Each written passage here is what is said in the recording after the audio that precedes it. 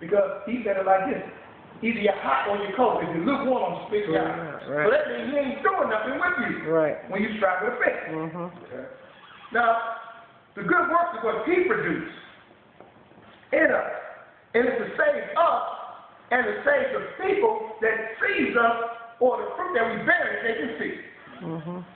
Now, I know you don't believe that, but you know what? 1 Timothy 4:16 says it like this. Take heed unto thyself, and unto the doctrine continue in them, for in doing this you shall both save thyself and them that hear you. So if you take you in the ways of God, it saves you and the people that hear you. Right. Because of wrong thinking, which produces wrong thinking, we are like having form but no substance. So Paul says in 2 Timothy 3:5, having a form of godliness but denying the power thereof. Then he says, from such turn away. Turn away. Yes. We leave that part out. From such turn away. Yes. See, today, thinking we're so smart by saying, I'm spiritual and not religious. But the reality of it is this. Religion has beaten down spirituality every day. It's beat it to a pulp. I'll say it again. Religion has beaten down spirituality to a pulp. The Native Americans were spiritual. The Native Africans were spiritual. Where they at now? The European came with a religion, didn't he? When he met them. Yes. He came with what you call Christianity. And he defeated them, didn't he? Yes. Because your spirituality cannot stand up against religion. Religion would take spirituality and give it an interpretation that demands you. I'll say it again. Religion would take your spirituality, give you an interpretation and demands you. Let me prove it. The Native Americans were spiritual, wasn't they? They came here with this Bible and told them they were heathens, backed it up out of their own interpretation of the book, and took everything from it. Now what about that? The same time, they were spiritual. They gave an interpretation in the Bible called the curse of Cain. Told them they were cursed by their interpretation of the book and took everything from it. Yes. Everything. Yes. Don't think you're so smart. Can I ask a question, sir? Yeah, go ahead. Them two, us and the Indians, we were united. We didn't have unity amongst our people. Brother, there's more than this unity. Unity come from, you have unity where somebody come and divide you. That's why you don't have unity. Right. Okay? The Native Americans had chiefs. Okay? They wasn't divided. They was not divided. Okay? We were taught to be divided. Right. Don't ever get it twisted. You need to read your Willie Lynch letter. Divide and conquer. And show you how to divide. And tell you how it lasts 300 years if you do it good, and it lasts 1,000 years. Now we've been over here 400 plus years and it's still working. Right. But they didn't divide. Don't ever forget that. Don't ever forget that. Because if you're saying that the few that follow him can destroy the many, that would make sense, now would it? All right, that's the whole point I'm saying right now. They are always, a person has a religion and you just have spirituality, they will interpret to you. Their own interpretation, they will demand you. Because they taught the Native Americans, they were heathens. They taught the Africans, they were heathens. They taught both of them and have a so matter of fact, they said the Native Americans wasn't a man, period. And the black African was 3/5 of a man. Yeah, that didn't have nothing to do with us. Okay, so let me, if you called by God to be in front of people in the capacity that you are in, or minister, or whatever, elder minister, then is it when they go to divinity school, they get the wrong interpretation, or you know, what? Well, calling They're not read they say well, they're called. the thing, okay, let's look at it for what it's worth. First, God and Bible. I never read where God had a prophet. And God said, that prophet needs a license. You never read it, I have. License means that you're governed by the government. Is that right? God is not with the government. God has his own government. Okay? Now, the same people that we say, we go to divinity school.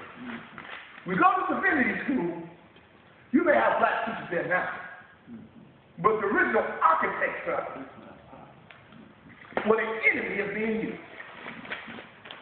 Were the enemy of me and you.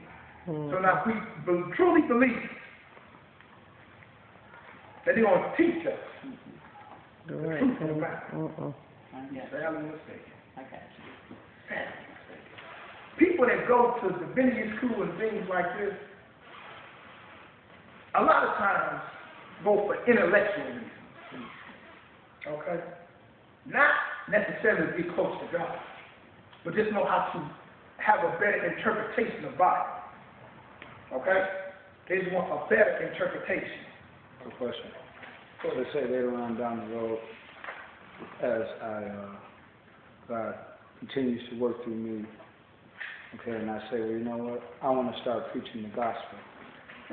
Now, is that a calling? Do I have to be called to preach the gospel? Yeah, you got to be called. Yeah, you got to be called. Yeah, you got people's lives in your hands. You think you can come with people's lives and drive a license? No. You got people's lives in your hands. So people that go to school to be Bible school, not necessarily don't necessarily have a calling. That's because that's what they want to do, become a reverend. But now, so that's the effectiveness is not as the same. As No, that's not true. That's not true. The effectiveness is what you're looking for. See, the people, particularly black people, effectiveness is looking for emotions. That comes from a person who knows how to do it. Right. That's where it comes from. They don't have nothing to do with nothing. Yes, and call. But brothers know how to preach, right? You can say timetable up here and make you run around the church. Right. And you think he said something. Right. Because I guarantee you, when he get through, you ran around here. I asked you, what did you learn today? You couldn't even tell. But you told me you had church. Okay? So again, the Bible says the blind follow the blind, they don't fall in the ditch. Okay? Now, the reason spirituality is defeated by a person having a religion because they're going to interpret that your spirituality for you. They're going to interpret it for you, and then use that interpretation to demise you. This is why the Bible speaks about relationship. See, because we have a relationship with God, then God gives you revelation, and revelation beats interpretation. So you talk about going to divinity school, wherever you're going. If you don't have God to give you revelation, you're going to be spitting out the same thing your enemy is spitting out. And killing yourself and your own people. Right. Okay? As black people, we have to get our minds around the knowledge of self. Your worth is determined. What's like it? Your work determines your destiny. If you feel you ain't nothing, your destiny ain't gonna be nothing. Now you can say God called you all day long, but if you feel worthless, guess what? where you headed? Your destiny ain't going nowhere. It ain't going nowhere. And we look at today as black people, our future, our destiny looks real dim. We look at how the youth act. Boys and girls, young men and young women. We watch. Almost on established level. Out there. Almost on established level. You see? When you walk down the street, your pants is almost down to your knees. And your hair is half combed and half braided. And the more wilder you look, the more they love you. That's what it is. And the young girl is not looking for substance in a man. She's looking for a man that has money. Right. No matter what he look like. As long as he got money. and we demise our own, and we have children this way. And what you think gonna happen is Worse and worse.